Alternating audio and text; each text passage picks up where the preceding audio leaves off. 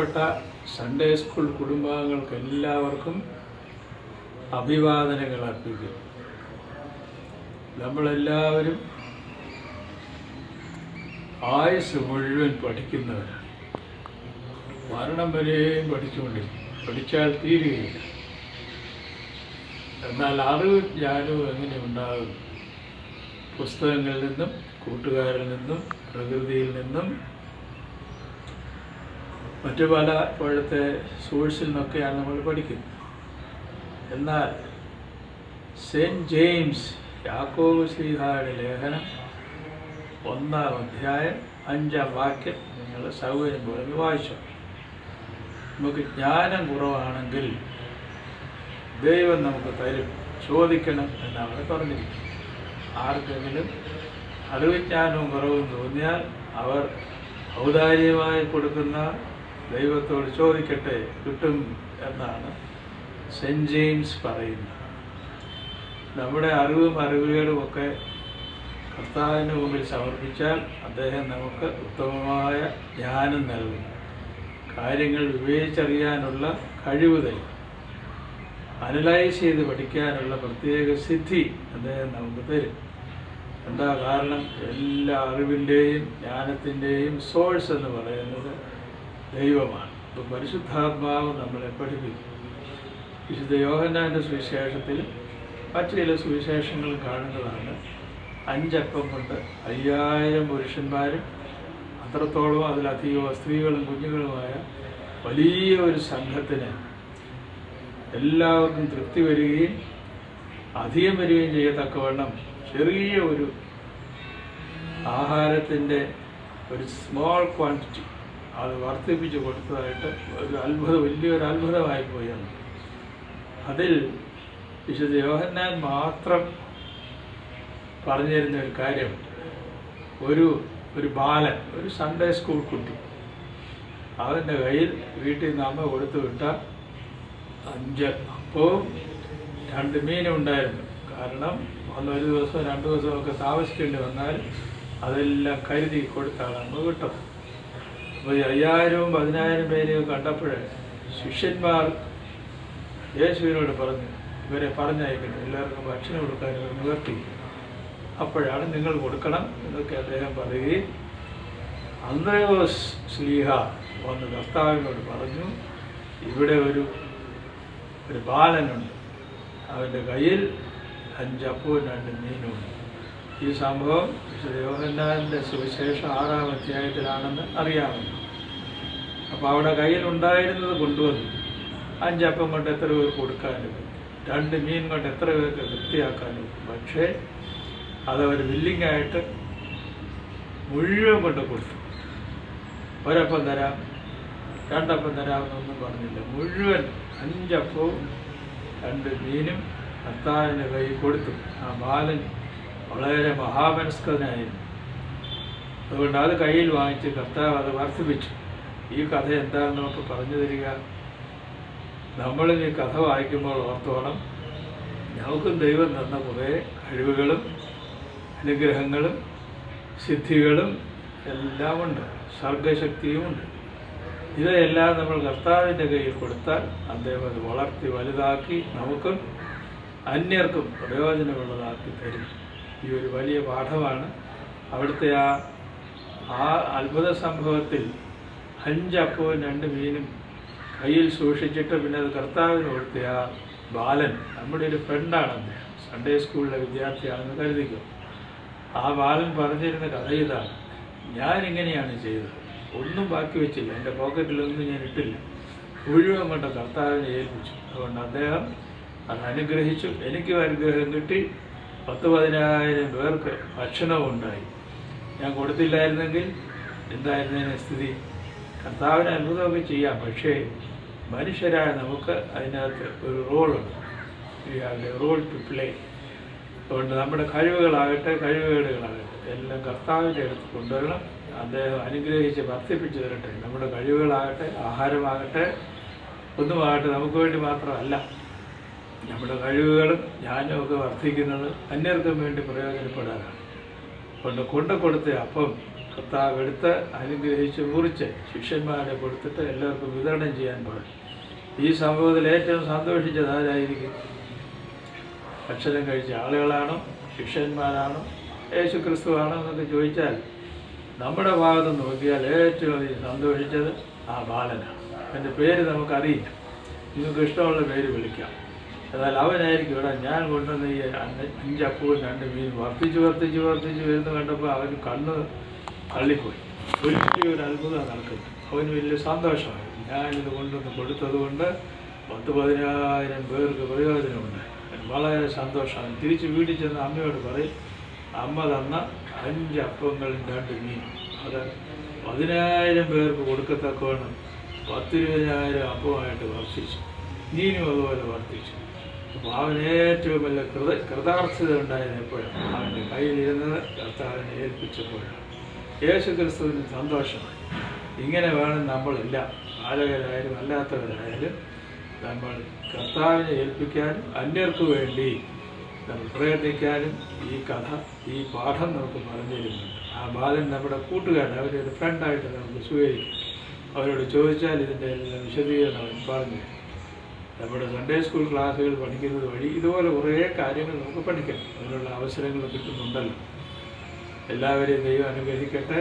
ഈ മാസം അവസാനമായി നവംബർ തുടങ്ങുമ്പോഴത്തേക്കും കൂതോഷീത്തോ പുതിയ ചർച്ച് ഇയർ ആരംഭിക്കുകയാണ്. അതിനെക്കുറിച്ചൊക്കെ നിങ്ങൾ വളരെ കേൾക്കും. അധ്യാപകരെയും നിങ്ങളെയും സൺഡേ സ്കൂൾ കുടുംബത്തിലെ എല്ലാ പ്രവർത്തകരെയും നമ്മുടെ അച്ഛന്മാരെയും ടീച്ചേഴ്സിനെയും എല്ലാവരെയും ദൈവം അനുഗ്രഹിക്കട്ടെ. നമുക്ക് പരസ്പരം പ്രാർത്ഥിക്കാം. ദൈവത്തിൻ്റെ കരുണ നിങ്ങളെല്ലാവരുടെ മേലും ഉണ്ടായിരിക്കട്ടെ. Grant me, Lord, in thy mercy, spotless heart all untamed, but my life has gone awry because of my countless sins. Listen to my pleas, renew thy right spirit within me. He who makes all things holy, by thy grace sanctify me. Renew thy Holy Spirit in me, Lord, thou merciful. Let him show me, Lord, thy will, and abide in a clean heart. എന്നോടയോനെ നീ എന്നെ കൺമണി പോൽ കാത്തിടണമേ. നിൻ ചിറകാലെ മറച്ചു പരീക്ഷയിൽ നിന്നെ കാക്കണമേ.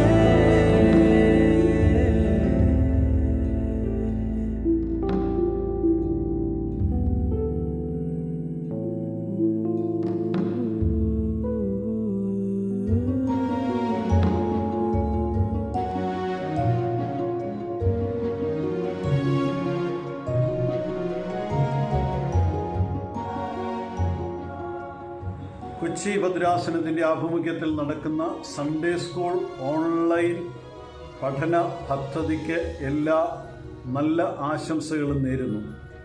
ഓൺലൈനിൽ Sunday school കുട്ടികളെ പഠിപ്പിക്കുവാനായിട്ട് ഇങ്ങനെ ക്ലാസ്സുകൾ അറേഞ്ച് ചെയ്തിരിക്കുന്ന ഭദ്രാസന നേതൃത്വത്തോട് പ്രധാനമായിട്ടും അഭിമന്യ ഡോക്ടർ യാക്കോബ് മാർ ഐറീനിയസ് മെത്രാപ്പൊലീത്ത തിരുമേനിയോടും ഇതിൻ്റെ ചുമതല വഹിക്കുന്ന ജിജു അച്ഛനോടും സൺഡേ സ്കൂളിൻ്റെ ചുമതലക്കാരായ എല്ലാവരോടും, ഡയറക്ടർമാരും അധ്യാപകർ, ഹെഡ് മാസ്റ്റർമാർ തുടങ്ങിയ എല്ലാവരോടും പ്രത്യേകമായ അഭിനന്ദനം അറിയിക്കുന്നു.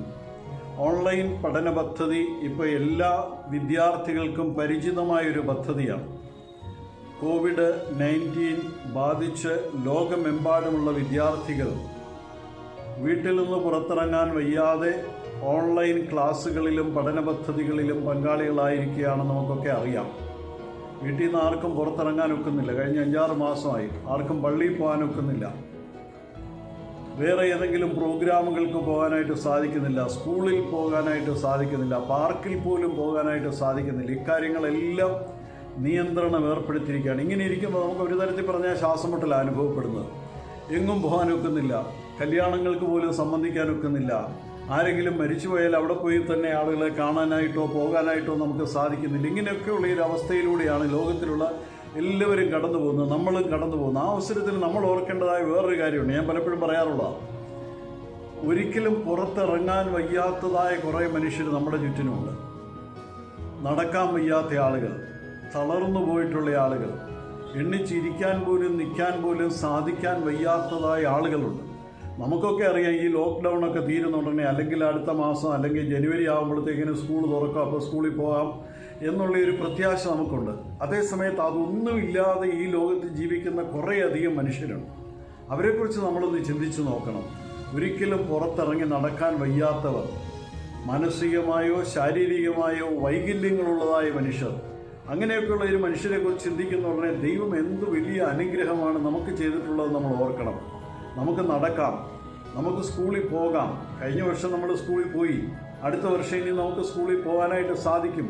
പള്ളിയിൽ പൊയ്ക്കൊണ്ടിരുന്നു, ഇനിയും പള്ളിയിൽ പോകാം. പെരുന്നാളുകൾക്ക് പൊയ്ക്കൊണ്ടിരുന്നു, പ്രോഗ്രാമുകളിൽ സംബന്ധിച്ചുകൊണ്ടിരുന്നു. അതൊക്കെ കുറച്ച് നാളത്തേക്ക് അടച്ചിടുന്ന അവസരത്തിൽ പാർക്കിലൊക്കെ പോകാം, കളിക്കാനൊക്കെ പോകാം, പുറത്തിറങ്ങി നടക്കാം, കൂട്ടുകാരെ കാണാം. ആ അവസ്ഥയിലേക്കൊക്കെ ഇനിയും നമ്മൾ എത്തിച്ചേരുമെന്നുള്ള വലിയ പ്രത്യാശ നമുക്കുണ്ടാവണം. ഇത് ഒരിക്കലും പാട്ടുകാരൻ പാടുന്നില്ലേ, ഒരു രാത്രിയും പുലരാതിരുന്നിട്ടില്ല. പ്രഭാതങ്ങൾ ഉണ്ടാവും, സന്ധ്യ ഉണ്ടാവും, രാത്രി ഉണ്ടാവും, പ്രഭാതങ്ങൾ ഉണ്ടാവും. അങ്ങനെയുള്ള ഒരു അവസ്ഥയിലൂടെയാണ് ലോകം കടന്നു പോകുന്നത്. ഈ കടന്നു പോകുന്ന അവസരത്തിൽ ഭംഗിയായിട്ട് ഈ സന്ദർഭങ്ങളെ ഉപയോഗിക്കാനായിട്ട് നമുക്ക് സാധിക്കണം. പിന്നെ ഈ ഓൺലൈൻ പഠനത്തിന് പറ്റുന്ന വലിയൊരു കുഴപ്പം എന്താണെന്നറിയാം. ഇപ്പം നമ്മുടെ എല്ലാവരുടെയും കയ്യിൽ ഇപ്പം മൊബൈൽ ഫോണും അല്ലെങ്കിൽ ലാപ്ടോപ്പും മറ്റുള്ള സാധന സാമഗ്രികളൊക്കെ ഉണ്ട്. ഇതിൽ ഓൺലൈനിൽ കൂടെ ക്ലാസ്സുകൾ അറ്റൻഡ് ചെയ്യുക, എല്ലാ സമയവും ഫോൺ ഉപയോഗിക്കാനായിട്ട് നമുക്ക് സാധിക്കും. പക്ഷെ അതിൻ്റെ ഒരു ഡേഞ്ചർ, അതിൽ പതിയിരിക്കുന്നതായ അപകടവും മനസ്സിലാക്കാനായിട്ട് നമുക്ക് സാധിക്കണം. എപ്പോഴും പേരൻസ് നമുക്ക് ഫോൺ വാങ്ങിച്ചു തരും. എത്ര വില കൊടുത്താണെങ്കിലും എങ്ങനെയെങ്കിലും ക്ലാസ് അറ്റൻഡ് ചെയ്യണമല്ലോ എന്ന് വിചാരിച്ചുകൊണ്ട് ആളുകൾക്കൊക്കെ ഫോണൊക്കെ വാങ്ങിച്ചു കൊടുക്കും. പക്ഷെ അത് ദുരുപയോഗം ചെയ്തു കഴിഞ്ഞാൽ അപകടങ്ങളിലേക്ക് അത് നയിക്കുമെന്ന് നമ്മൾ ഓർത്തിരിക്കണം. ഞാൻ 8-10 വർഷം യൂറോപ്പിൽ പഠിച്ചത്. വിയന്നയിലും ജർമ്മനിയിലും ഫ്രാൻസിലും ഒക്കെ താമസിച്ച് പഠിക്കുമായിരുന്നു. അപ്പോൾ അവിടെ ഞാനൊരു വിദ്യാർത്ഥിയായിട്ട് അവിടെ ചെല്ലുന്നു 30 വർഷങ്ങൾക്ക് മുമ്പ്. അങ്ങനെ അവിടെ ചെല്ലുമ്പോൾ എനിക്ക് അവിടെ കാണാൻ സാധിച്ച ഒരു പ്രത്യേകത, അന്ന് ഈ മൊബൈൽ ഫോണൊന്നും അധികമായിട്ടില്ല. ആ അവസരത്തിൽ വീടുകളിലോ ഓഫീസുകളിലോ ഒക്കെ അല്ലെങ്കിൽ നമ്മൾ താമസിക്കുന്ന ഹോസ്റ്റലിലും ഒക്കെ ഫോണുകളുണ്ട്. ആ ഫോണൊന്നും ഒരിക്കലും രാത്രി 9 മണി കഴിഞ്ഞ് ആരും ഉപയോഗിക്കാറില്ല, ആരും ഫോൺ വിളിക്കാറുമില്ല, ആർക്കും ഫോൺ വരാറുമില്ല. അതായത് അതിനൊരു സമയനിഷ്ഠയുണ്ട്. നിങ്ങൾ ചെയ്യേണ്ടതായ ഒരു കാര്യം, രാത്രി 9 മണി കഴിഞ്ഞിട്ട് നിർബന്ധമായിട്ടും ഈ ഫോൺ ഉപയോഗിക്കുകയില്ല എന്ന് പറയണം. 9 മണി കഴിഞ്ഞിട്ട് TV കാണുമോ, വീട്ടിലിരുന്ന് മറ്റൊരു ഒത്തിരി കാര്യങ്ങളുണ്ടല്ലോ നമുക്ക് ചെയ്യാൻ, വായിക്കാമല്ലോ. ദുരുപയോഗം ചെയ്യരുത് ഈ സന്ദർഭങ്ങൾ. ഓൺലൈനിൽ ക്ലാസ്സുകൾ നടക്കുന്നുണ്ടെന്ന് പറഞ്ഞുകൊണ്ട് ആ ക്ലാസ്സിൻ്റെ ഇടയ്ക്ക് ചാറ്റിങ്ങിന് പോവുകയും ആ ക്ലാസ്സിൻ്റെ ഇടയ്ക്ക് മറ്റു പരിപാടികൾക്കായിട്ട് നമ്മളുടെ സമയം ചെലവഴിക്കുകയും ഒന്നും ചെയ്യരുത്. അതൊക്കെ അപകടങ്ങളിലേക്ക് നമ്മളെ നയിക്കും. ഉണ്ടായിരിക്കുന്ന സൗകര്യങ്ങൾ ഭംഗിയായിട്ട് ഉപയോഗിക്കുക. അതിൻ്റെ ദോഷവശങ്ങളെക്കുറിച്ച് ശരിയായിട്ടുള്ള ബോധം നമുക്കുണ്ടാവണം. അപ്പോൾ അത് ഭംഗിയായിട്ട് ഉപയോഗിക്കാനായിട്ട് സാധിക്കും. സൺഡേ സ്കൂളിലൊക്കെ പഠിക്കുന്ന ആളുകൾ, കുട്ടികൾ ദൈവസ്നേഹത്തെക്കുറിച്ചാണ് പറയുന്നത്. ദൈവം നമ്മളെ ഒത്തിരി സ്നേഹിക്കുന്നുണ്ട്. ആ സ്നേഹത്തെക്കുറിച്ച് മനസ്സിലാക്കാനായിട്ട് നമുക്ക് സാധിക്കണം. ദൈവസ്നേഹത്തിൻ്റെ ഈ ലോകത്തിൽ നമ്മൾ കാണുന്ന വലിയ എക്സ്പ്രഷൻസാണ് നമ്മുടെ മാതാപിതാക്കളും സഹോദരങ്ങളും ഒക്കെ നമ്മളോട് കാണിക്കുന്നതായ സ്നേഹം. വല്യപ്പച്ചന്മാർ, വല്യമ്മച്ചിമാർ, അപ്പച്ചന്മാർ, അമ്മച്ചിമാർ, പേരൻസ്, ഗ്രാൻഡ് പേരൻസ്, ഇവരൊക്കെ നമ്മളെ സ്നേഹിക്കുന്നുണ്ട്. അവരൊക്കെ ദൈവദാനമായിട്ട് അവർക്ക് കിട്ടിയിരിക്കുന്ന മക്കളെന്നുള്ള രീതിയിൽ നമ്മളെ സ്നേഹിക്കുക. കുഞ്ഞുങ്ങളെ സ്നേഹിക്കുവാനായിട്ട് മാതാപിതാക്കൾക്ക് സാധിക്കണം. അവരെ നല്ല വഴിക്ക് നയിക്കുവാനായിട്ട് അധ്യാപകർക്ക് സാധിക്കണം. നമ്മളുടെ ജീവിതയാത്രയിൽ നമ്മളെ സഹായിക്കുന്ന ഒട്ടനവധി മനുഷ്യരുണ്ട്. നമ്മളുടെ ജ്യേഷ്ഠ സഹോദരങ്ങളാകാം, നമ്മളുടെ ജ്യേഷ്ഠ സുഹൃത്തുക്കളാവാം, നമ്മളുടെ മാതാപിതാക്കളാകാം, നമ്മളുടെ പ്രിയപ്പെട്ട ഒരു അങ്കിളും ആൻറ്റിയും ഒക്കെ ഉണ്ട്, അധ്യാപകരുണ്ട്, പുരോഹിതന്മാരുണ്ട്. ഇവരൊക്കെ നമ്മുടെ ജീവിതയാത്രയിൽ ഒരു തരത്തിൽ അല്ലെങ്കിൽ വേറൊരു തരത്തിൽ നമ്മളെ സഹായിക്കുന്നവരാണ്. ആ സഹായിക്കുന്നവരെ നന്ദിയോടെ എപ്പോഴും അനുസ്മരിക്കുവാനായിട്ട് നമുക്ക് സാധിക്കണം. ഇപ്പോൾ നിങ്ങളൊക്കെ ഓരോരുത്തർ പഠിക്കുന്ന വിദ്യാർത്ഥികളൊക്കെ 8, 10, 15, 20 വയസ്സ് മാത്രം പ്രായമുള്ളവരാണ്. ഇനിയും ഈ ലോകയാത്രയുണ്ട്. 40, 50, 60, 80 വയസ്സുകളൊക്കെ ആകുമ്പോഴും ഈ സമയത്ത് നമ്മളെ പഠിപ്പിച്ചിട്ടുള്ള അധ്യാപകരെ, നമ്മൾക്ക് മാർഗനിർദ്ദേശം തന്നിട്ടുള്ള അങ്കിളുമാരെയും ആൻറ്റിമാരെയും ഒക്കെ ഭംഗിയായിട്ട് ഓർക്കുവാനും നന്ദി നിറഞ്ഞ ഹൃദയത്തോട് ദൈവസന്നിധിയിൽ അവരെ അനുസ്മരിക്കുവാനും നമുക്ക് സാധിക്കണം. സൺഡേ സ്കൂൾ പഠനം അനുഗ്രഹകരമാകട്ടെ. ഈ വർഷം കിട്ടുന്ന അവസരങ്ങളൊക്കെ ഭംഗിയായി ഉപയോഗിക്കുക. ഓൺലൈൻ ക്ലാസ്സുകളും ഭംഗിയായിട്ട് അറ്റൻഡ് ചെയ്യുക. അധ്യാപകർ പറയുന്നത് കേൾക്കുക. മാതാപിതാക്കളെ അനുസരിക്കുക. ഭംഗിയായിട്ട് മുമ്പോട്ട് പോകുവാൻ ദൈവം തമ്പുരാൻ നിങ്ങളെല്ലാവരെയും അനുഗ്രഹിക്കട്ടെ എന്ന് പ്രാർത്ഥിക്കുകയും ആശംസിക്കുകയും ചെയ്യുന്നു.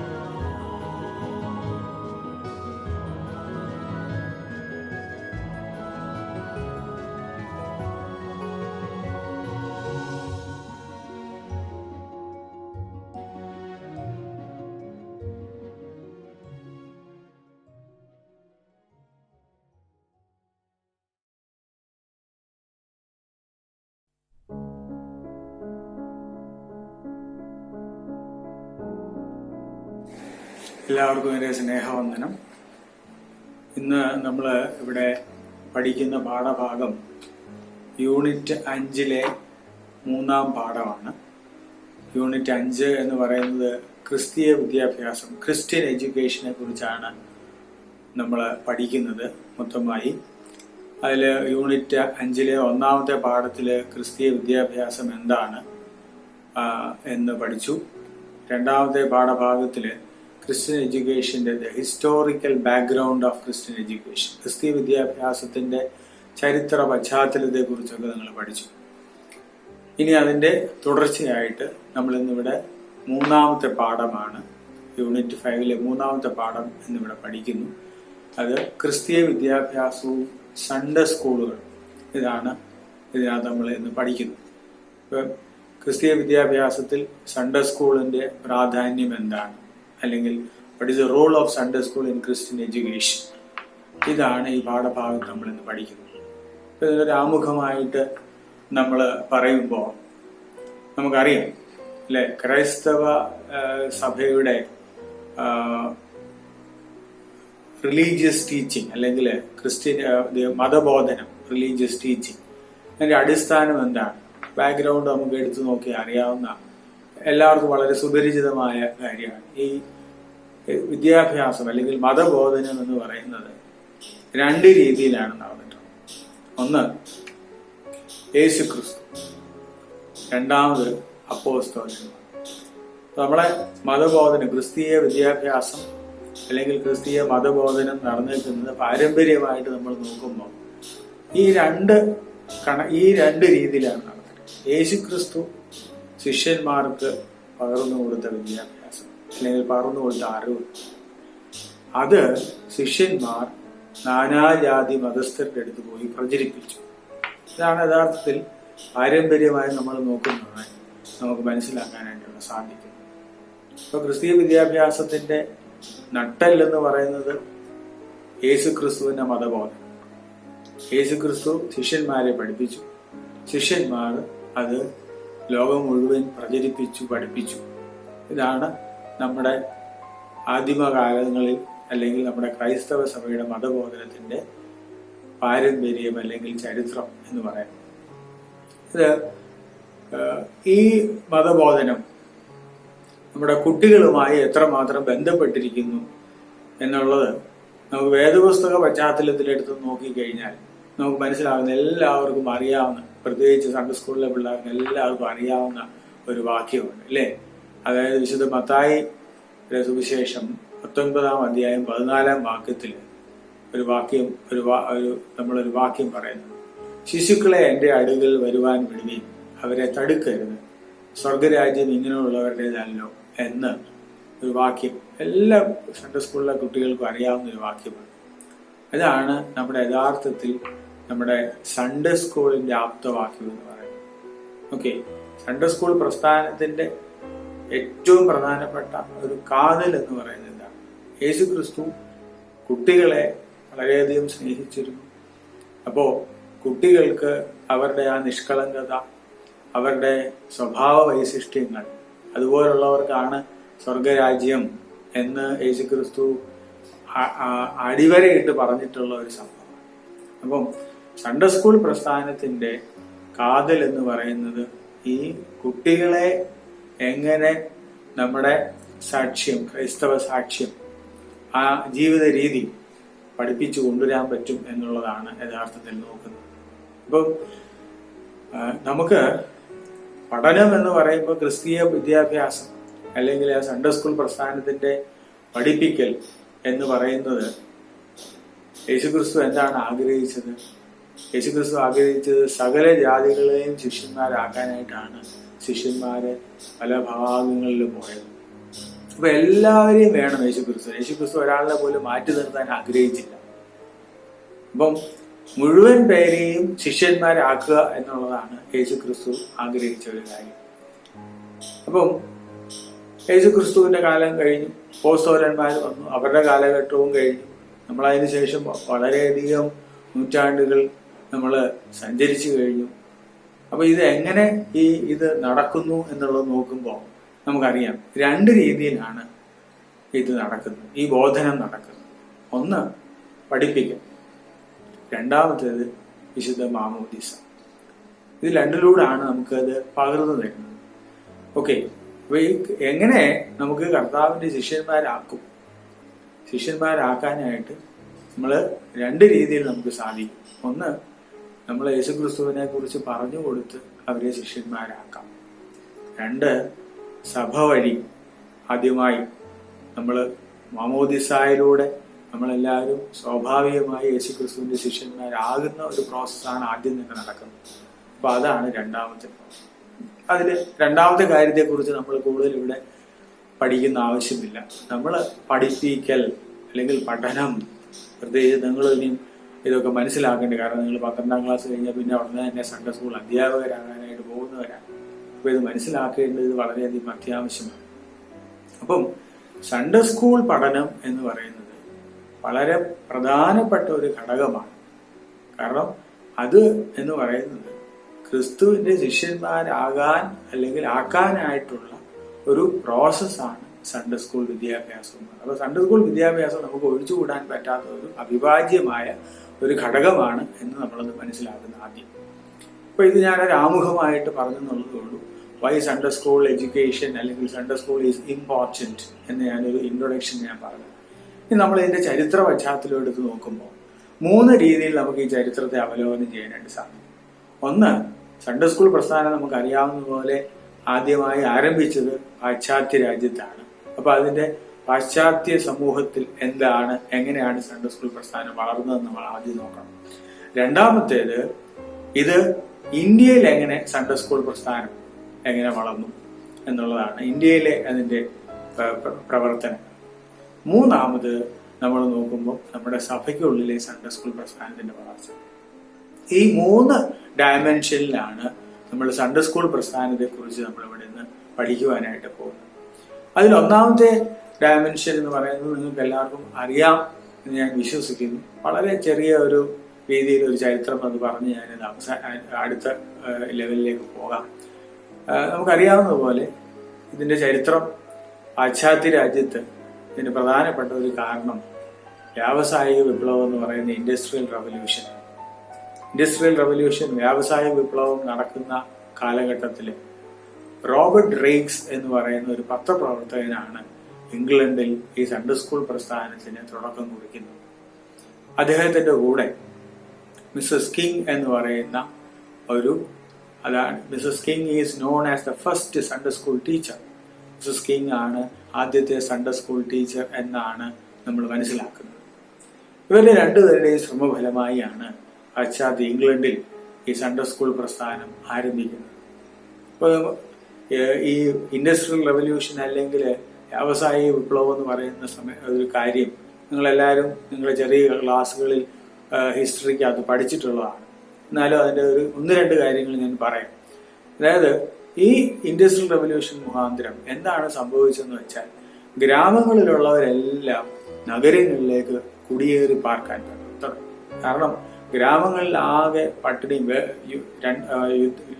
ലോകമഹായുദ്ധത്തിന് ശേഷം ആകെ പട്ടിണിയും ദാരിദ്ര്യവും പ്രതിസന്ധിയും ആയതുകൊണ്ട് അവർക്ക് അവിടെ കഴിക്കാനും ഭക്ഷണത്തിനുമുള്ള മാർഗമൊന്നും ഇല്ലാഞ്ഞതുകൊണ്ടും വ്യവസായം നഗരങ്ങളിൽ വളരെ സമ്പുഷ്ടമായ രീതിയിൽ നടന്നിരുന്നതുകൊണ്ടും ആൾക്കാർ ഗ്രാമങ്ങളിൽ നിന്ന് നഗരങ്ങളിലേക്ക് ചെന്ന് താമസം തുടങ്ങി. അങ്ങനെ ഒരുപാട് പേരിത് കുടിയേറി നഗരങ്ങളിലേക്ക് പോയി. അവിടെ ചെന്ന് കഴിഞ്ഞിട്ടുണ്ടെങ്കിൽ നഗരങ്ങളിൽ വ്യാവസായിക ശാലകളിൽ ഒരുപാട് പണിയുണ്ട്, അവർക്ക് തൊഴിലെടുക്കാം. അപ്പൊ ഇവര് ഈ കിട്ടുന്ന വളരെ തുച്ഛമായ വരുമാനം അത് കോമ്പൻസേറ്റ് ചെയ്യാനായിട്ട് ഒരു കുടുംബത്തിലുള്ള എല്ലാവരും ജോലിക്ക് പോകാൻ തുടങ്ങി, അച്ഛനും അമ്മയും മക്കളും. അങ്ങനെ കൊച്ചു കുഞ്ഞുങ്ങൾ പോലും ഈ തൊഴിൽശാലകളിൽ പോയി ജോലി എടുക്കുന്ന ഒരു സമ്പ്രദായം അവിടെ നിലനിൽക്കും. അപ്പൊ വളരെ വളരെ വളരെ തുച്ഛമായ കൂലിയാണ് അവർക്ക് ലഭിച്ചിരുന്നത്. എന്നാൽ കൊച്ചു പിള്ളേരും വളരെയധികം കഠിനാധ്വാനം ചെയ്യേണ്ടി വന്നു. ഇങ്ങനെ 6 ദിവസവും അവർ വളരെ കർശനമായ കഠിനാധ്വാനം ചെയ്യേണ്ടി വന്നു. അങ്ങനെ എല്ലാ ദിവസവും ഇങ്ങനെ തളർന്ന കുഞ്ഞുങ്ങൾ അവര് 7ാമത്തെ ദിവസം ഒരു ഞായറാഴ്ച വിശ്രമവേളകളിൽ അവർ തെറ്റായ മാർഗത്തിലൂടെയും മയക്കുമരുന്നും അല്ലെങ്കിൽ അതുപോലുള്ള മറ്റ് തെറ്റായ മാർഗത്തിലേക്ക് കടന്നു പോകുന്നു എന്ന് ഈ റോബർട്ട് റേക്സിന് മനസ്സിലായി. അപ്പൊ അദ്ദേഹം ഈ ഇതിന് ഒരു വ്യത്യാസം വരുത്താൻ വേണ്ടി അദ്ദേഹം നടത്തിയ ഒരു വലിയ ദൈവിക ബോധത്തോടുകൂടിയുള്ള ഒരു ശ്രമമാണ് സൺഡേ സ്കൂൾ പ്രസ്ഥാനത്തിന് യഥാർത്ഥത്തിൽ നേതൃത്വം കൊടുക്കാനായിട്ട് സാധിച്ചത്. അപ്പം ഇങ്ങനെ വളരെ കഠിനഹൃദയന്മാരും കുറ്റവാസനയുള്ളവരുമായ കുട്ടികൾ മാറ്റപ്പെടുന്നത് കണ്ട് റോബർട്ട് റേക്സ് അവരെ രൂപാന്തരപ്പെടുത്തി കൊണ്ടുവരാനായിട്ടാണ് 1780 ഏകദേശം അദ്ദേഹം ഈ സൺഡേ സ്കൂൾ പ്രസ്ഥാനത്തിന്റെ ആരംഭം അവിടെ കൊണ്ടുവരും. അപ്പൊ അദ്ദേഹം 1780 ഈ പറഞ്ഞ പോലെ ഒരു ദിവസം ഞായറാഴ്ച ഇംഗ്ലണ്ടിലെ ഒരു നഗരത്തിൽ പോയി അവിടെ നിന്ന അല്ലെങ്കിൽ ഇങ്ങനെ ചുമ്മാതെ ചീട്ടൊക്കെ കളിച്ച് അല്ലെങ്കിൽ മയക്കുമരുന്നൊക്കെ വലിച്ചിരിക്കുന്ന കുട്ടികൾക്കൊക്കെ കൊണ്ടുപോയി മധുരങ്ങളൊക്കെ വിതരണം ചെയ്ത് ഈ മിസ്സസ് കിങ്ങിന്റെ വീട്ടിലേക്ക് ഈ കുട്ടികളെ ആകർഷിച്ചു. അങ്ങനെ 1-2 ആഴ്ചകൾ കണ്ടിന്യൂസ് ആയിട്ട് ഇങ്ങനെ തുടർച്ചയായി ചെയ്തു കഴിഞ്ഞപ്പോൾ ഈ കുട്ടികളെ ഈ മിസ്സസ് കിങ്ങിന്റെ വീട്ടിലേക്ക് കൊണ്ടുവരാനായിട്ട് തുടങ്ങി. അവിടെ വന്ന കുഞ്ഞുങ്ങളെ അദ്ദേഹം 4 രീതിയിലാണ് ബോധനം ചെയ്തത്. ഒന്ന്, അവരെ എഴുതാൻ പഠിപ്പിക്കുന്നു, വായിക്കാൻ പഠിപ്പിക്കുന്നു, പിന്നെ ആരാധനയും വേദപഠനവും. അപ്പൊ ആദ്യമായി ആരാധനയോ വേദപഠനമോ അല്ല അവിടെ, കാരണം അവർക്ക് വിദ്യാഭ്യാസം കൊടുക്കുക എന്ന ഉദ്ദേശത്തോടു കൂടിയാണ് റേക്സ് അവിടെ ആ പ്രസ്ഥാനം ആരംഭിച്ചത്. അപ്പൊ അവിടെ അവർക്ക് അതിന്റെ കൂടെ എഴുത്തും വായനയും വേദപഠനവും ആരാധനയും ഒക്കെയുള്ള സംവിധാനം അദ്ദേഹം അവിടെ കൊണ്ടുവരാനായിട്ട് ശ്രമിച്ചു. അങ്ങനെ പടിപടിയായി ഈ വിദ്യാർത്ഥികൾ ഈ മിസ്സസ് കിങ്ങിന്റെ വീട്ടിൽ വരികയും അങ്ങനെ ക്രമേണ ആ സൺഡേ സ്കൂൾ പ്രസ്ഥാനം വളരുകയും ചെയ്യുന്നതായിട്ട്. അപ്പോൾ വളരെയധികം വിദ്യാർത്ഥികൾ വന്നപ്പോൾ ഇത് 2 കാറ്റഗറൈസേഷൻ അദ്ദേഹം നടത്തി. അതായത് ആദ്യം വളരെ മുതിർന്ന പിള്ളേരെ എല്ലാം ഈ 4 കാര്യങ്ങൾ, അതായത് എഴുത്ത്, വായന, ആരാധന, വേദപഠനം, ഇത് 4 കാര്യങ്ങൾ അവരെ പഠിപ്പിക്കും. എന്നിട്ട് ആ മുതിർന്ന കുട്ടികൾ പോയി കൊച്ചു കുഞ്ഞുങ്ങളെ പഠിപ്പിക്കുന്ന ഒരു ബോധന രീതിയാണ് അദ്ദേഹം അവിടെ അവതരിപ്പിച്ചത്. അങ്ങനെ ഏതാണ്ട് ഒരു 10-30 വർഷം അദ്ദേഹം ഈ പ്രസ്ഥാനത്തിന് വേണ്ടി വളരെയധികം കഠിനാധ്വാനം ചെയ്തു. അങ്ങനെ 1831, ഏതാണ്ട് 31 വർഷം, 1780-ലാണല്ലോ ഇത് ആരംഭിച്ചത്. അതിനുശേഷം 31 വർഷത്തിന് ശേഷം, ഏതാണ്ട് 31 വർഷത്തിന് ശേഷം അദ്ദേഹത്തിന്റെ അദ്ദേഹത്തിന്റെ മരണത്തോടനുബന്ധിച്ച് നമ്മൾ നോക്കുമ്പോൾ ഏകദേശം 5 ലക്ഷം സൺഡേ സ്കൂൾ വിദ്യാർത്ഥികൾ ഉണ്ടായിരുന്നു എന്ന് ഇംഗ്ലണ്ടിൽ തന്നെ ഉണ്ടായിരുന്നു എന്ന് മനസ്സിലാക്കാനായിട്ട് സാധിക്കും. അപ്പൊ ഇത്രയും വലിയൊരു കഠിനാധ്വാനമാണ് അദ്ദേഹം അവിടെ ചെയ്തത്. ഇതാണ് യഥാർത്ഥത്തിൽ പാശ്ചാത്യ രാജ്യത്ത് സൺഡേ സ്കൂൾ ഉണ്ടായതിന്റെ ഒരു ചരിത്രം, അല്ലെങ്കിൽ the background of the establishment of Sunday school in the Europe എന്ന് നമുക്ക് മനസ്സിലാക്കാനായിട്ട് സാധിക്കും. അപ്പൊ ഇനി നമ്മൾ ക്രിസ്തീയ വിദ്യാഭ്യാസവും ഈ സൺഡേ സ്കൂൾ പ്രസ്ഥാനവും തമ്മിലുള്ള ആ ഒരു കണക്ഷൻ, അല്ലെങ്കിൽ എന്താണ് അതുകൊണ്ട് ഉദ്ദേശിക്കുന്നത് എന്നുള്ളതാണ് നമ്മൾ ഇവിടെ നോക്കുന്നത്. അപ്പൊ നമുക്കറിയാം, ക്രിസ്തീയ വിദ്യാഭ്യാസത്തിൽ യഥാർത്ഥത്തിൽ വിശുദ്ധ കൂദാശകള്, പാരമ്പര്യങ്ങള്, സഭയുടെ ചരിത്രം, അതുപോലെ തന്നെ ക്രിസ്തീയ മൂല്യങ്ങൾ, ഇതൊക്കെയാണ് ക്രിസ്തീയ വിദ്യാഭ്യാസത്തിൽ പഠിപ്പിക്കുന്നത്.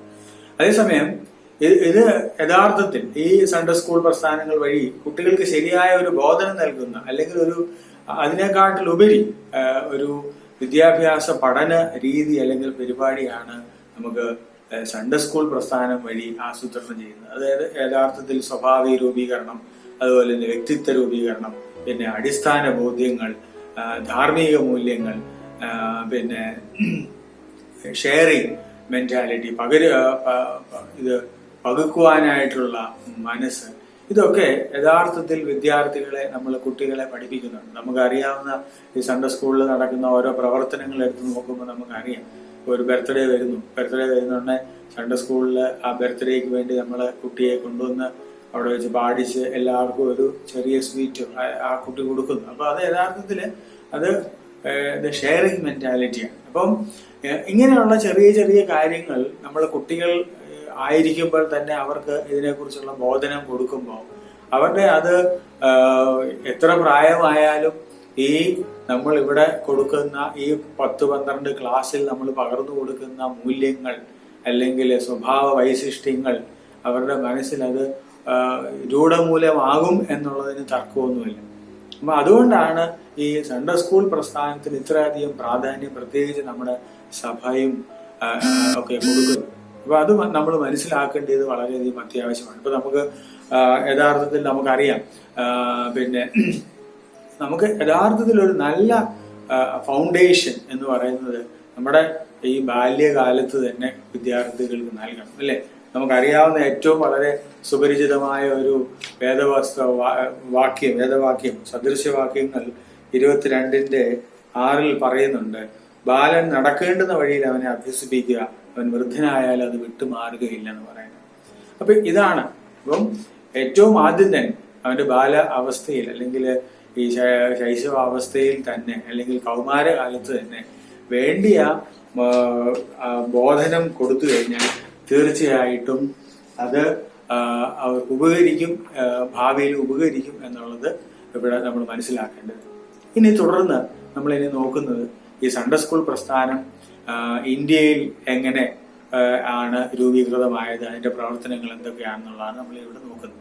ഓക്കെ, ഈ സൺഡേ സ്കൂൾ പ്രസ്ഥാനത്തിന് ഇന്ത്യയിൽ ആദ്യം രൂപം കൊടുക്കാനായിട്ട് നമുക്കറിയാം, പുസ്തകത്തിൽ അതുകൊണ്ട് നിങ്ങൾക്ക് അത് കൂടുതൽ ചരിത്രം വായിച്ചാലും മനസ്സിലാക്കും. എന്നാലും വളരെ ചുരുങ്ങിയ ഇതിൽ ഞാൻ പറയാം. സെറാംപൂർ ട്രയോ എന്ന് പറയുന്ന 3 പ്രൊട്ടസ്റ്റന്റ് മിഷണറിമാരായ വില്യം കേറി, ജോഷുവ മാർഷ്മാൻ, അതായത് വില്യം വാർഡ് എന്നിവർ ചേർന്നാണ് 1800 ഈ സൺഡേ സ്കൂൾ പ്രസ്ഥാനം ഇന്ത്യയിൽ ആരംഭിച്ചത്. 1800 അത് ആദ്യം അവരെ ഈ പറഞ്ഞതുപോലെ ഒരു ചെറിയ ശ്രമമൊക്കെ നടത്തി. പക്ഷെ അത് ഒരു പരിപൂർണമായ വിജയമായിരുന്നില്ല. എന്നാലും അവർ അടങ്ങിയിരുന്നില്ല. 1803 ആയപ്പോഴാണ് ഇന്ത്യയിൽ ആദ്യമായിട്ട് ഫസ്റ്റ് സൺഡേ സ്കൂൾ പ്രസ്ഥാനം ഇന്ത്യയിൽ ആരംഭിക്കുന്നത്. അത് തുടർന്ന് പല മിഷനറീസ്, പല വിഭാഗങ്ങൾ അവരവരുടേതായ സൺഡേ സ്കൂളുകളൊക്കെ ആരംഭിച്ചു. വളരെ കുറച്ചുകൂടെ ഒക്കെ സ്ട്രക്ചേർഡ് ആയിട്ടുള്ള സൺഡേ സ്കൂൾ പ്രസ്ഥാനം 1850 ബാപ്റ്റിസ്റ്റ് ചർച്ചുകാർ ആരംഭിക്കുന്നത്. പിന്നീട് 1809 ഈ ബാപ്റ്റിസ്റ്റ് ചർച്ചുകാർ ഇത് ആരംഭിച്ചു. അതിനുശേഷം 1870 ഒക്കെ ആയപ്പോഴത്തേക്കും പല പല സൺഡേ സ്കൂൾ അസോസിയേഷനുകൾസ് ഒക്കെ രൂപീകൃതമായി. കാരണം ഓരോ സഭയ്ക്കും ഓരോരോ സൺഡേ സ്കൂളുകളും അവരുടേതായ ഓരോ അസോസിയേഷൻസ് ഒക്കെ രൂപീകരിച്ചു. എന്നാൽ ഇതിനൊരു കേന്ദ്രീകൃത സ്വഭാവം, ഒരു കോമൺ ഫീച്ചേഴ്സ് ഒക്കെ വെച്ചിട്ട് ഒരു ഓൾ ഇന്ത്യ ലെവലിൽ ഒരു സൺഡേ സ്കൂൾ അസോസിയേഷൻ വേണമെന്നുള്ള ഒരു ധാരണ വരികയും ഈ അസോസിയേഷൻസ് എല്ലാം കൂടെ ചേർന്ന് 1876 ഒരു Indian Sunday school union, ISSU എന്ന് പറയുന്ന ഒരു യൂണിയൻ, ഏതാണ്ട് 77 അസോസിയേഷനുകൾ ചേർന്ന് അലഹബാദിൽ വെച്ച് നടത്തിയ ഒരു കോൺഫറൻസിൽ രൂപീകൃതമായി. അതാണ് ഇന്ത്യൻ സൺഡേ സ്കൂൾ യൂണിയൻ എന്ന് പറയുന്ന ഒരു പ്രസ്ഥാനം ആരംഭിച്ചത്. അതിനുശേഷം 1906 ആയപ്പോഴത്തേക്കും ഈ ISSU അവരുടെ അലഹബാദിൽ നിന്ന് ജബൽപൂരിലേക്ക് ഹെഡ് ക്വാർട്ടേഴ്സ് മാറ്റുകയും പിന്നെ 1923 ആയപ്പോഴത്തേക്കും ആ ഹെഡ് ക്വാർട്ടേഴ്സ് ജബൽപൂരിൽ നിന്ന് പിന്നെ കൂനൂർ, ഇപ്പോഴത്തെ ഊട്ടി, അവിടത്തേക്കൊക്കെ മാറ്റിയതായിട്ട് നമ്മൾ ചരിത്രം വായിക്കുന്നുണ്ട്, നമുക്ക് മനസ്സിലാവും. പിന്നെ 1933 ആകുമ്പോഴാണ് ആദ്യമായിട്ട് ഒരു ഇന്ത്യൻ മിഷനറി ആ ISSUവിന്റെ അധിപനായി, പ്രസിഡന്റായിട്ട് ഒരു റവറൻ റെല്ലാറ എന്ന് പറയുന്ന അദ്ദേഹം ആണ് അതിന്റെ അധ്യക്ഷനായിട്ട് ചുമതലയേൽക്കുന്നത്. പിന്നീടുള്ള കാലഘട്ടത്തിൽ ഏതാണ്ട് പിന്നെ ആ കാലഘട്ടത്തിൽ തന്നെ ഏതാണ്ട് 20ഓളം ഭാഷകളിൽ ISSU ഈ സൺഡേ സ്കൂൾ ബുക്സ് വിതരണം ചെയ്യുകയും അതുപോലെ തന്നെ പരീക്ഷകൾ നടത്തുകയും ഒക്കെ ചെയ്തതായിട്ട് നമുക്ക് ചരിത്രത്തിൽ കൂടെ മനസ്സിലാക്കാനായിട്ട് സാധിക്കും. അങ്ങനെ പിന്നെ ഇവാഞ്ചലിക്കൽ ഫെലോഷിപ്പ് രൂപീകൃതമായി. പിന്നെ national council of churches in India, NCCI എന്ന് പറയുന്ന ഇന്ത്യയിലെ എല്ലാ സഭാ വിഭാഗങ്ങളെയും കൂടി ഉൾപ്പെടുത്തിക്കൊണ്ടുള്ള ഒരു അപ്പെക്സ് ബോഡി NCCI രൂപീകൃതമായി. അപ്പോ അതിനെ തുടർന്ന് ഈ പറഞ്ഞ പോലെ all India Sunday school association AISSA അത് രൂപീകൃതമാവുകയും ആ അസോസിയേഷനോട് ചേർന്ന് നമ്മുടെ OSS AE നമ്മുടെ association, orthodox Sunday school association of the east എന്ന് പറയുന്ന നമ്മുടെ ഓർത്തഡോക്സ് സഭയുടെ സൺഡേ സ്കൂൾ അസോസിയേഷൻ 2007 മുതൽ ഒരുമിച്ച് പ്രവർത്തിക്കാനായിട്ട് തുടങ്ങി എന്നുള്ളതാണ് ചരിത്രം നമ്മളെ പഠിപ്പിക്കുന്നത്. ഇനി നമുക്ക് ഈ സൺഡേ സ്കൂൾ പ്രസ്ഥാനം മലങ്കര സഭയിൽ, ഇപ്പൊ ഇതുവരെ നമ്മൾ സൺഡേ സ്കൂൾ പ്രസ്ഥാനം പാശ്ചാത്യ രാജ്യത്ത് എങ്ങനെ ഉണ്ടായി, അതിനുശേഷം ഇന്ത്യയിലെ സൺഡേ സ്കൂൾ പ്രസ്ഥാനത്തിന്റെ വളർച്ച, ഇത് രണ്ടുമാണ് പഠിച്ചത്. ഇനി മൂന്നാമത് നമ്മുടെ സൺഡേ സ്കൂൾ പ്രസ്ഥാനത്തിലെ മലങ്കര സഭയിലെ വളർച്ചയെ കുറിച്ചാണ് നമ്മൾ ഇനി ഇവിടെ പഠിക്കുന്നത്. അപ്പൊ യഥാർത്ഥത്തില് 1765 മുതൽ 1808 വരെ ഏതാണ്ട് ഉള്ള കാലഘട്ടത്തിലാണ് നമ്മുടെ മലങ്കര സഭയിൽ സൺഡേ സ്കൂൾ പ്രസ്ഥാനത്തിന്റെ ഒരു ആവിർഭാവം അല്ലെങ്കിൽ ഒരു ചെറിയ ആരംഭം എന്ന് പറയുന്നത് ഈ കാലഘട്ടത്തിലാണ് നടക്കുന്നത്. കാരണം അന്ന് മലങ്കര മെത്രാപ്പോലിത്ത ആയിരുന്ന വലിയ മാർ ദീവന്യാസ്യൂസ് അല്ലെങ്കിൽ 6ാം മാർത്തോമ, ആ വലിയ പിതാവിന്റെ കാലത്താണ് അദ്ദേഹത്തിന്റെ ഒരു തീരുമാനം എന്ന് പറയുന്നത് ഈ നമസ്കാരങ്ങളിലും കൂതാശകളിലും ഒക്കെ പഠിപ്പിക്കുന്നതിന് ഏർപ്പെടുത്തിയ സംവിധാനം, പിള്ളേരെ ഈ ആരാധന, നമസ്കാരങ്ങളും അതുപോലെ തന്നെ ഗാനങ്ങൾ, ഇതിങ്ങനെയുള്ള കാര്യങ്ങളൊക്കെ അഭ്യസിപ്പിക്കാനായിട്ട് അദ്ദേഹം വളരെ മുൻകൈ എടുത്തു. അതിന് പഠിപ്പിക്കാനായിട്ടുള്ള ഒരു സംവിധാനം സഭ മുഴുവനായിട്ട് ഉണ്ടാക്കണം, അല്ലെങ്കിൽ പള്ളികളായിട്ട് ഒരു കോമൺ ആയിട്ടുള്ള ഒന്നും ഇല്ലായിരുന്നു, എങ്കിലും പള്ളികളായി ഈ ഒരു പ്രസ്ഥാനം ആരംഭിക്കണമെന്ന് അദ്ദേഹം ആഗ്രഹിച്ചു. അത് വളർന്നാണ് പിന്നീട് സൺഡേ സ്കൂൾ പ്രസ്ഥാനമായി യഥാർത്ഥത്തിൽ മാറിയത്.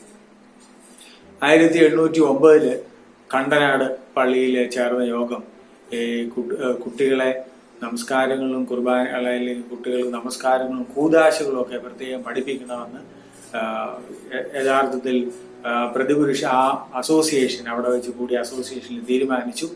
അങ്ങനെ അതിന് കൂടുതൽ നേതൃത്വവും മുൻകൈയും എടുത്തത് ഈ പുലിക്കോട്ടിൽ ജോസഫ് മാർ ദീവന്നാസ്യോസ് എന്ന് പറയുന്ന വലിയ പിതാവാണ്. പിന്നെയും ചരിത്രം നമ്മൾ നോക്കുന്നതാണ് 1815 ഈ ജോസഫ് മാർ ദീവന്നാസ്യോസ് പിതാവിന്റെ പുലിക്കോട്ടിൽ തിരുമേനിയുടെ നേതൃത്വത്തിലാണ് പിന്നീട് നമുക്ക് സഭയ്ക്ക് ഏറ്റവും വലിയ അഭിമാനമായ വൈദിക സെമിനാരി അല്ലെങ്കിൽ ആ കാലത്ത് പഠിത്ത വീട് എന്ന് പറഞ്ഞ് ആരംഭിച്ച ആ വൈദിക സെമിനാരി ആരംഭിച്ചത് ഇപ്പോഴും ഈ പറഞ്ഞ പോലെ നമ്മുടെ സഭയുടെ തന്നെ ഏറ്റവും വലിയ അഭിമാനമായ ഒരു സ്ഥാപനമായി ഈ വൈദിക സെമിനാരി.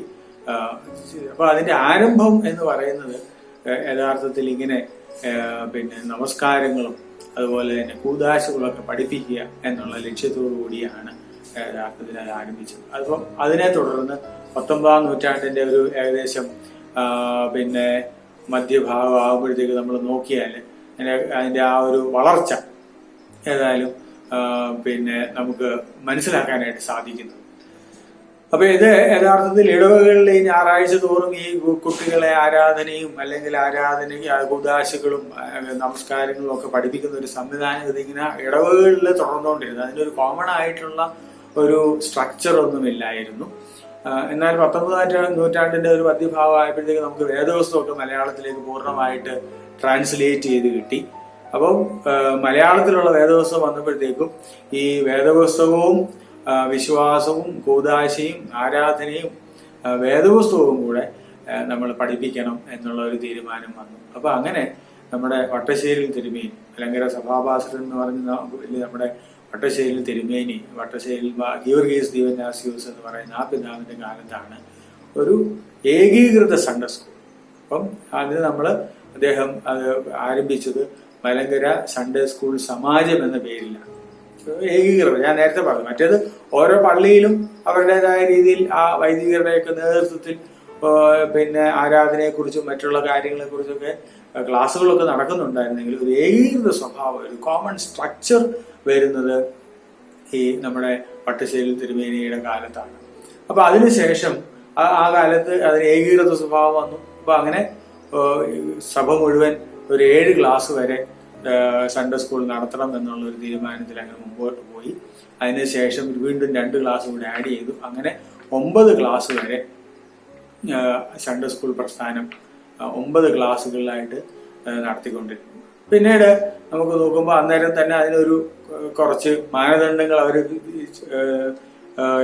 നിയോഗിച്ചിരുന്നത് അനുസരിച്ച് ഏതാണ്ട് 5 ക്ലാസ്സൊക്കെ പൂർത്തീകരിക്കുമ്പോൾ തന്നെ നമസ്കാരങ്ങളൊക്കെ എല്ലാം പഠിക്കണം എന്നുള്ളതാണ് സഭയുടെ ആ മാനദണ്ഡം വെച്ചിരുന്നത്. അപ്പം അത്രമാത്രം ശുഷ്കാന്തിയോടുകൂടി ആദ്യകാലങ്ങളിലൊക്കെ നമ്മുടെ സൺഡേ സ്കൂൾ പ്രസ്ഥാനം പ്രവർത്തിച്ചിരുന്നു എന്നുള്ളത് നമ്മൾ മനസ്സിലാക്കണം. പിന്നെ 1930 ആയപ്പോഴത്തേക്കും നമ്മുടെ മലങ്കര സഭയുടെ തന്നെ വാനമ്പാടി എന്നറിയപ്പെടുന്ന പുത്തൻചാവിൽ ഫീലിക്സ് നോസിനുമേ അദ്ദേഹത്തിന്റെ കാലം അദ്ദേഹം ഈ മലങ്കര സൺഡേ സ്കൂൾ സമാജത്തിന്റെ പ്രസിഡന്റായി മാറി. ആ കാലത്താണ് യഥാർത്ഥത്തിൽ അറിയാലോ 30 കാലഘട്ടം എന്ന് പറയുമ്പോൾ നമ്മളിപ്പോൾ നമുക്ക് എല്ലാവർക്കും അറിയാം 1934 സഭയുടെ ഭരണഘടന എന്ന് പറയുന്ന ഒരിത് വാർത്താ മാധ്യമങ്ങളിലൊക്കെ നിറഞ്ഞു നിൽക്കുന്ന ഒരു സംഭവമാണ്. അപ്പം ഈ കാലഘട്ടത്തിലാണ് നമ്മുടെ സഭയ്ക്ക് ഒരു ഭരണഘടന രൂപകൽപ്പന ചെയ്തുകൊണ്ടിരിക്കുന്ന ഒരു കാലഘട്ടമാണത്. അപ്പൊ ആ കാലഘട്ടത്ത് ഈ രൂപകൽപ്പന ചെയ്യുന്ന കാലം ഈ 1934 സഭാ ഭരണഘടന നിലവിൽ വരുന്നത് 34-ലാണ്. 30 മുതൽ ഇതിന്റെ പ്രാരംഭ പ്രവർത്തനങ്ങൾ ആരംഭിച്ചു. അപ്പൊ അത് യഥാർത്ഥത്തിൽ അതിനകത്ത് ആ ഭരണഘടനയുടെ ഭാഗമായിട്ട് തന്നെ ഈ സൺഡേ സ്കൂൾ പ്രസ്ഥാനത്തിന് എല്ലാ ആരാധന എല്ലാ ദേവാലയങ്ങളിലും സൺഡേ സ്കൂളും ഉണ്ടാകണമെന്നും ആ സൺഡേ സ്കൂളിന് അവിടുത്തെ വികാരിയും സഹപട്ടക്കാരനും അതിന് നേതൃത്വം നൽകണമെന്നും അതുപോലെ തന്നെ എല്ലാ പിന്നെ ഡയോസിസ് എല്ലാ ഭദ്രാസനങ്ങളിലൂടെ ചേർന്ന് അല്ലെങ്കിൽ ഓരോ ഭദ്രാസനത്തിനും ഓരോ സെക്രട്ടറിമാരും പിന്നെ ഒരു ജനറൽ സെക്രട്ടറി എല്ലാ ഭദ്രാസനങ്ങളിലും കൂടെ ചേർന്ന് ഒരു ജനറൽ സെക്രട്ടറി വേണം എന്നുള്ള ഒക്കെ ഒരു നിബന്ധനകൾ നമ്മുടെ ഭരണഘടന ആദ്യകാലത്ത് ഉണ്ടാക്കിയിരുന്ന നിബന്ധനകളാണ്. ഭരണഘടനയ്ക്കകത്ത് അതുപോലെ ഉൾപ്പെടുത്തിയിരുന്നു. അപ്പൊ എത്രമാത്രം നമ്മൾ സൺഡേ സ്കൂൾ പ്രസ്ഥാനത്തിന് പ്രാധാന്യം കൊടുക്കുന്നു എന്നാണ് അവിടെ നിന്ന് നമുക്ക് മനസ്സിലാകേണ്ടത്. ഇപ്പൊ നമ്മുടെ OM ചെറിയാൻ എന്ന് പറയുന്ന പ്രഗത്ഭ വ്യക്തിത്വം ഒക്കെയാണ്, അങ്ങനെയുള്ള പ്രഗത്ഭരായ വ്യക്തികളാണ് ഈ ഭരണഘടനയ്ക്ക് അത് രൂപകൽപ്പന കൊടുത്തിരുന്നത്. അപ്പൊ അവര് ഒക്കെ എത്രമാത്രം ദീർഘവീക്ഷണത്തോടുകൂടിയാണ് ഇത് ചെയ്തത് എന്ന് നമ്മൾ മനസ്സിലാക്കേണ്ടിയിരിക്കുന്നു. അത് യഥാർത്ഥത്തിൽ ഈ നമ്മുടെ പരിശുദ്ധനായ വട്ടശ്ശേരി തിരുമേനിയുടെ മതോപദേശ സാരം എന്ന് പറയുന്ന ഒരു ബുക്ക്, അതൊക്കെ യഥാർത്ഥത്തിൽ ഈ സൺഡേ സ്കൂൾ പ്രസ്ഥാനത്തിന് അല്ലെങ്കിൽ സൺഡേ സ്കൂൾ വിദ്യാർത്ഥികൾക്കൊക്കെ തന്നെ വളരെ പ്രധാനപ്പെട്ട ഒരു സംഭാവന തന്നെയാണ്. അതൊക്കെ യഥാർത്ഥത്തിൽ വായിച്ച് നമ്മൾ മനസ്സിലാക്കേണ്ടിയ പുസ്തകങ്ങൾ കൂടിയാണ്. പിന്നീട് നമുക്ക് അറിയാവുന്നതുപോലെ തന്നെ നമ്മുടെ പരിശുദ്ധനായ വട്ടശ്ശേരി തിരുമേനിയെ എതിർത്ത ഒരു ഗ്രൂപ്പുകാരുണ്ട്. അപ്പൊ അവര് ഈ കക്ഷി വഴക്കൊക്കെ ആയി. അപ്പൊ അങ്ങനെ 1935 കരിങ്ങാച്ചിറ പള്ളിയിൽ വെച്ച് കൂടിയ യോഗത്തിൽ അവര് Malankara Syrian Sunday school association എന്ന് പറയുന്ന ഒരു അസോസിയേഷന് രൂപീകരിച്ചു. പിന്നീട് നമുക്കറിയാം ആ 35 ശേഷം വളരെ കാലം കേസും ബഹളവും വഴക്കും ഒക്കെ ആയിട്ട് പോയി. അതിനുശേഷം 1958 ആണ് നമ്മുടെ സുപ്രീം കോടതി ഈ രണ്ട് സഭയും കൂടെ ചേരുവാനുള്ള ഒരു വിധിയുടെ അടിസ്ഥാനത്തിൽ ഈ രണ്ട് സഭകളും കൂടെ ഒരുമിക്കാനായിട്ടുള്ള ഒരു തീരുമാനം വരുന്നത്. അങ്ങനെ വന്നതിന് ശേഷം 1964 ഈ പിന്നെ രണ്ട് കൂട്ടരെയും കൂടെ ഒരുമിച്ച് ചേർന്ന്, അതായത് നമുക്ക് നേരത്തെ അറിയാം മലങ്കര സൺഡേ സ്കൂൾ സമാജം, അതാണ് നമ്മള് പ്രദാനം ചെയ്തത്. അവിടുന്ന് വിഭജിച്ചു പോയവരാണ് പിന്നീട് Malankara Syrian Sunday school association. അപ്പൊ അങ്ങനെ ഈ രണ്ട് പ്രസ്ഥാനങ്ങളോട് ഒരുമിച്ച് ചേർന്നിട്ടാണ് നമ്മള് orthodox Syrian Sunday school association of the east OSSAE എന്ന് പറയുന്ന സംഘടന രൂപീകരിക്കപ്പെട്ടത്. അന്ന് അവിടുത്തെ തന്നെ വളരെ പ്രഗത്ഭനായ ബഹുമാനപ്പെട്ട കണിയാമ്പറമ്പിൽ കുര്യൻ കോറപ്പിസ്കോപ്പ അച്ഛനും അതിന് ഒരുപാട് നേതൃത്വം കൊടുത്ത ഒരു വ്യക്തിയാണ്. അദ്ദേഹമാണ് അങ്ങനെ ഈ രണ്ട് പ്രസ്ഥാനങ്ങളോട് ചേർന്ന് വന്ന OSSAEയിലെ ആദ്യത്തെ ഡയറക്ടർ ജനറലായിട്ട് സേവനം അനുഷ്ഠിച്ച ഒരു ബഹുമാനപ്പെട്ട അച്ഛൻ. അതിനുശേഷം ആ സമയത്ത് അപ്പൊ OSSAEയുടെ കീഴിൽ യഥാർത്ഥത്തിൽ അന്ന് ആ കാലഘട്ടത്തിൽ ഏതാണ്ട് 1000-ൽ പരം സൺഡേ സ്കൂളുകൾ, 1010 എന്നാണ്, 1010 സൺഡേ സ്കൂളുകളും ഏതാണ്ട് 92,777 students, around 92 almost 93,000 of students and 7,251 teachers ഈ പ്രസ്ഥാനത്തില് സേവനം അനുഷ്ഠിച്ചിരുന്നു. നോക്കുമ്പോൾ തന്നെ നമുക്കറിയാം എത്രമാത്രം, ഏതാണ്ട് 1,00,000-ൽ പരം വിദ്യാർത്ഥികളും പിന്നെ 10,000-ൽ പരം അധ്യാപകരും ഏതാണ്ട് 1000-ൽ പരം സൺഡേ സ്കൂളുകളും പ്രവർത്തിച്ചിരുന്ന ഒരു വലിയ പ്രസ്ഥാനമാണ് നമ്മുടെ OSSAE എന്ന് നമ്മൾ മനസ്സിലാക്കുമ്പോൾ അതിന്റെ സ്ട്രെങ്ത്, അതിന്റെ കഴിവ് എത്രമാത്രം ഉണ്ടെന്നുള്ളത് നമുക്ക് മനസ്സിലാക്കാനായിട്ട് സാധിക്കും. പിന്നെ നമുക്കറിയാം, പിന്നെ കക്ഷിവഴക്ക് വീണ്ടും 1974 ആയപ്പോഴത്തേക്കും കക്ഷിവഴക്ക് തലവെപ്പ്, അങ്ങനെ കൂടുതൽ പ്രശ്നങ്ങൾ ഉണ്ടാവുകയും ഒരു ജാക്കോബൈറ്റ് എന്ന് പറയുന്ന ഒരു സഭ അവിടെ രൂപീകരിക്കപ്പെടുകയും ചെയ്യുന്നതായിട്ട് നമ്മൾ ചരിത്രം വായിക്കുമ്പോൾ അത് മനസ്സിലാക്കുന്നുണ്ട്. അങ്ങനെ അവര് വീണ്ടും നമ്മളിൽ നിന്ന് വിഭജിച്ചു പോവുകയും അവർ Malankara Jacobite Syrian Sunday school association MJSSA എന്ന് പറയുന്ന ഒരു അസോസിയേഷൻ അവരുണ്ടാക്കുകയും ചെയ്തു. അങ്ങനെ അത് മാറിപ്പോയി. അതിനുശേഷം നമ്മുടെ സൺഡേ സ്കൂൾ പ്രസ്ഥാനത്തിന് വളരെ ധീരമായ നേതൃത്വം കൊടുത്ത വളരെ പ്രശസ്തനും വാൽമീയും ലോകപ്രശസ്തനുമായ ഡോക്ടർ പൗലോസ് മാർ ഗ്രിഗോറിയോസ് തിരുമേനിയാണ്. അദ്ദേഹം ഇപ്പൊ ഈ പൗരസ്ത്യമായ ഓർത്തഡോക്സ് സഭകൾക്കൊക്കെ പല പല അസോസിയേഷൻസും ഒക്കെ ഉണ്ട്. അവരൊക്കെ പല രീതിയിലുള്ള ഒരു പറഞ്ഞ പോലെ അഗെയിൻ ഒരു കോമൺ സ്ട്രക്ചറിലല്ല എല്ലാ കാര്യങ്ങളും, എന്നാൽ എല്ലാ ഒരു കോമൺ സ്ട്രക്ചറിന്റെ കീഴിൽ വരണമെന്നും ആ രീതിയിൽ ഒരു അധ്യാപനം നടക്കണമെന്നും പൗലോസ് മാർ ഗ്രിഗോറിയോസ് തിരുമേനിയുടെ വലിയൊരു ആശയം. അദ്ദേഹം അതിന് വളരെ നേതൃത്വം എടുത്ത് ഒരാശയം നടപ്പാക്കി. അങ്ങനെ അദ്ദേഹത്തിന്റെ നേതൃത്വത്തിൽ പാഠ്യപദ്ധതിയുടെ പരിഷ്കരണവും അങ്ങനെയുള്ള കാര്യങ്ങളും എല്ലാം വളരെ ഭംഗിയായിട്ട് മുമ്പോട്ട് പോവുകയും കൂടുതൽ പൗരസ്ത്യ ഓർത്തഡോക്സ് സഭകൾ അത് അക്സെപ്റ്റ് ചെയ്ത് സൺഡേ സ്കൂൾ പ്രസ്ഥാനത്തിന് കൂടുതൽ ഒരു കരുത്ത് നൽകുകയും ചെയ്ത ഒരു അവസരം. അങ്ങനെ 1993 നമ്മുടെ ഏറ്റവും പ്രിയങ്കരനായ ബഹുമാനപ്പെട്ട ജോഷു അച്ഛൻ അദ്ദേഹം അതിന്റെ നേതൃത്വത്തിലേക്ക് വരികയും ആ ഒരു വലിയ വളരെ പ്രഗത്ഭരായ നേതൃത്വ നിരയുടെ ആ കാലഘട്ടം ഒരു നമ്മുടെ സൺഡേ സ്കൂൾ പ്രസ്ഥാനത്തിന്റെ തന്നെ ഒരു സുവർണ കാലഘട്ടമായിട്ടാണ് അറിയപ്പെടുന്നത്. കാരണം ആ കാലത്ത് ഒരുപാട് പുതിയ പാഠ്യപദ്ധതികൾ കൊണ്ടുവന്നു, പിന്നെ പുതിയ പുസ്തകങ്ങൾ കൊണ്ടുവന്നു. അതുപോലെ തന്നെ ഈ ജീവകാരുണ്യ പ്രവർത്തനം, നമുക്കറിയാമല്ലോ സൺഡേ സ്കൂളിലെ ജീവകാരുണ്യ പ്രവർത്തനത്തിന് കൂടുതൽ നേതൃത്വം കൊടുത്തു.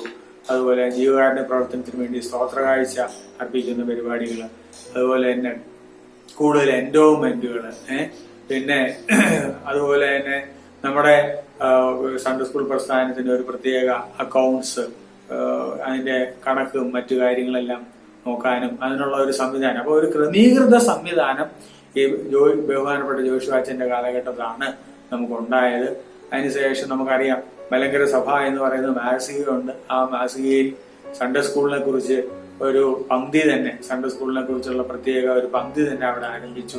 അതിനകത്ത് സൺഡേ സ്കൂളിലെ വിദ്യാർത്ഥികൾക്കോ മറ്റുള്ളവർക്കോ ഒക്കെ കത്തയക്കാനുള്ള, വികാരിമാർക്കുള്ള കത്തെന്ന് പറയുന്ന ഒരു ഇതുണ്ടാക്കി. അപ്പം മറ്റുള്ള കാര്യങ്ങൾ വെളിയിലേക്ക് അറിയാനായിട്ടുള്ള ഒരു ഓഫീസ്, അങ്ങനെയുള്ള സംവിധാനങ്ങളൊക്കെ ഈ ജോഷു അച്ഛന്റെ കാലഘട്ടത്താണ്. അപ്പൊ ആ ഓഫീസിലെ പ്രാർത്ഥനയോടുകൂടി എല്ലാ ദിവസത്തെ പ്രവർത്തനങ്ങൾ ആരംഭിക്കുന്ന ഒരു ശൈലിയിലേക്ക് തന്നെ ബഹുമാനപ്പെട്ട ജോഷു അച്ഛൻ ഈ സൺഡേ സ്കൂൾ പ്രസ്ഥാനത്തെ കൊണ്ടുവന്നു.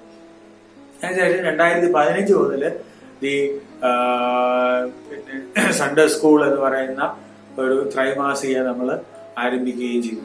പിന്നീട് നമ്മൾ നോക്കുവാണെങ്കിൽ അതിന്റെ ചരിത്രം എടുത്തു നോക്കുവാണെങ്കിൽ 2001 കേരളത്തിന് പുറത്തുള്ള എല്ലാ ദേവാലയങ്ങളോട് ചേർന്നിട്ട് ഔട്ട്സൈഡ് കേരള റീജിയൻ എന്ന് പറയുന്ന ഒരു സൺഡേ സ്കൂളിന്റെ OKR, ഔട്ട്സൈഡ് കേരള റീജിയൻ എന്ന് പറയുന്ന ഒരു സംവിധാനം നമുക്ക് അവിടെ ഒരു പ്രത്യേക, കാരണം ഇതെല്ലാം കൂടെ ഒരേ സമയത്ത് നമുക്ക് അവിടുത്തെ പിന്നെ വിദ്യാഭ്യാസ രീതിയും അവിടുത്തെ നമ്മുടെ അവധിക്കാല സമയവും ഇതെല്ലാം വ്യത്യാസമായതുകൊണ്ട് അങ്ങനെ ഔട്ട്സൈഡ് കേരള റീജിയൻ, പിന്നെ അതുപോലെ വലിയ വളരെ ബൃഹത്തായ ഒരു പ്രസ്ഥാനമായി ഇത് മാറുകയും ചെയ്യും. അപ്പൊ ഇങ്ങനെ അതിനുശേഷം നമ്മുടെ ബഹുമാനപ്പെട്ട എത്രയും വന്ദിനായ നമ്മുടെ ഐറേനിയസ് തിരുമേനി ഇരുന്ന കാലഘട്ടത്തിൽ ഈ പുസ്തകങ്ങൾക്ക് യഥാർത്ഥത്തിൽ അദ്ദേഹം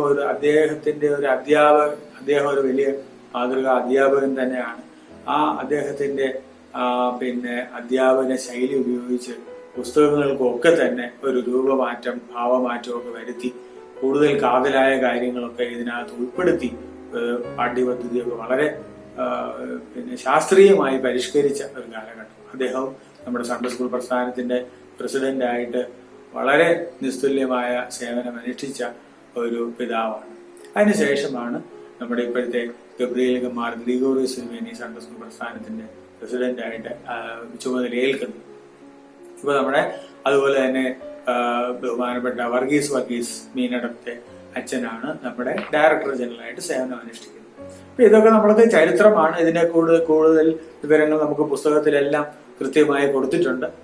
ഏതാണ്ട് ഒരു ചെറിയ ഒരു ക്യാപ്സ്യൂൾ ആയിട്ട് ഞാൻ ഇത്രയും കാര്യങ്ങൾ പറഞ്ഞു എന്നുള്ളത്. അപ്പൊ നമുക്ക് പിന്നെ ക്രൈസ്തവ വിദ്യാഭ്യാസത്തിലെ സൺഡേ സ്കൂൾ പ്രസ്ഥാനത്തിന്റെ പങ്ക് എന്താണ് എന്ന് നമുക്ക് ഒറ്റ വാചകത്തിൽ നോക്കി ഈ പാഠഭാഗം നമുക്ക് ഇവിടെ അവസാനിപ്പിക്കും. യഥാർത്ഥത്തില് ക്രിസ്തീയ മതബോധനത്തിന്റെ അവിഭാജ്യ ഘടകമാണ് സൺഡേ സ്കൂൾ പ്രസ്ഥാനം എന്ന് പറയുന്നത്. അപ്പോൾ കുഞ്ഞുങ്ങൾ ദൈവമക്കളാകുവാൻ തക്ക പരിശീലനവും ബോധനവും നൽകുന്ന ഏക സംവിധാനമാണ് സൺഡേ സ്കൂൾ പ്രസ്ഥാനം. ഞാൻ ആദ്യം ഈ പാഠഭാഗത്തിന്റെ ആദ്യം ഞാൻ പറഞ്ഞു, ഇതിന് 2 മാർഗങ്ങളിലൂടെ നമുക്ക് ഈ ക്രിസ്ത്യാനിറ്റി നമുക്ക് സ്പ്രെഡ് ചെയ്യാനായിട്ട് സാധിക്കും. ഒന്ന് പഠനം, രണ്ടാമത് നമുക്ക് ഈ പറഞ്ഞ പോലെ തന്നെ മാമോദിസ ഏറ്റതിന് ശേഷം നമ്മൾ ഇതിന്റെ ഒരു ഫോളോ അപ്പ് ഇല്ലാതെ അവിടെ ഇരുന്നാൽ നമ്മൾ യഥാർത്ഥത്തിൽ ആ ക്രിസ്തീയ മൂല്യങ്ങളോ അതിനെക്കുറിച്ചുള്ള അറിവോ ഇല്ലാതെ നമ്മൾ അജ്ഞരായി പോകും. അതുകൊണ്ട് അത് പ്രയോജനമില്ലാതെ അത് ആ ഒരു ഫയർ അത് യഥാർത്ഥത്തിൽ ഇങ്ങനെ വീണ്ടും നമ്മളെ ലൈറ്റ് ചെയ്തുകൊണ്ടിരിക്കുന്നത്, കത്തിച്ചുകൊണ്ടിരിക്കുന്നത് ഈ പറയുന്ന സൺഡേ സ്കൂൾ പ്രസ്ഥാനങ്ങൾ പോലെയുള്ള ആത്മീയ പ്രസ്ഥാനങ്ങളാണ്. അതിൽ ഏറ്റവും പ്രധാനപ്പെട്ട നിർണായക പങ്ക് വഹിക്കുന്ന പ്രസ്ഥാനമാണ് സൺഡേ സ്കൂൾ പ്രസ്ഥാനം.